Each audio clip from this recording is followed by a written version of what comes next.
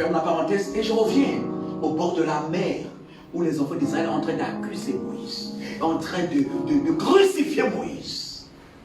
Alors, il se passe quoi? Moïse se tourne vers celui qui l'a envoyé. Et souvent, lorsque nous n'avons aucune solution, nous nous tournons vers celui qui nous a envoyés. Mais peu de gens se tournent vers celui qui les a parlé en premier. Nous allons souvent vers les hommes. Mais vous savez que le peuple d'Israël, c'est eux qui avaient crié à Dieu. Moïse n'y était pas lorsqu'ils ont crié à Dieu. Pourquoi devant cette épreuve, ils n'ont pas encore crié à Dieu? Car Moïse n'était qu'un invité parmi eux. Il n'avait jamais dit, Seigneur, envoie-moi pour délivrer ce peuple. C'est Dieu qui est parti le chercher au désert. C'est comme je ne suis qu'un invité parmi vous.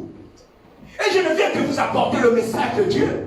Mais je ne suis pas celui qui t'a appelé. Je ne suis pas celui qui t'a établi. Je ne suis pas celui qui t'a parlé. Je ne suis pas celui qui t'a amené à Christ. Je ne suis pas celui qui t'a converti. Je ne suis pas celui qui t'a sauvé. Je ne suis pas celui qui te baptise par les Saint-Esprit. Je ne suis pas celui qui t'attend au ciel. Yes. Quand votre relation a commencé, je n'y étais pas. Je suis comme Moïse. Je suis tombé dans une soupe.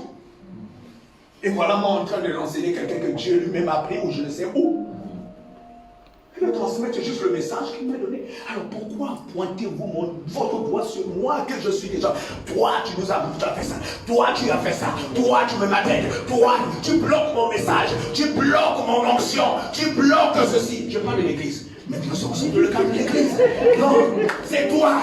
Ici à Dakar, je souffre. Et c'est toi. Je suis dans cette maison-là. Je ne peux pas. Attends. Quand la relation entre Dieu et ce peuple a commencé, Moïse n'y était pas. Est-ce qu'il y a quelqu'un qui me suit maintenant? Le miracle se trouve dans le mouvement. Alors quand nous sommes dans cette situation, qu'est-ce qu'on doit faire? Vous savez bien aimé, on est très souvent captifs de notre propre captivité. Souvent nous invitons certaines choses en nous que Dieu n'a absolument rien à voir. Et souvent, on cherche certaines choses que Dieu n'a absolument rien à voir. Satan est devenu notre grand accusateur. Il y a des choses qu'il n'a rien à voir.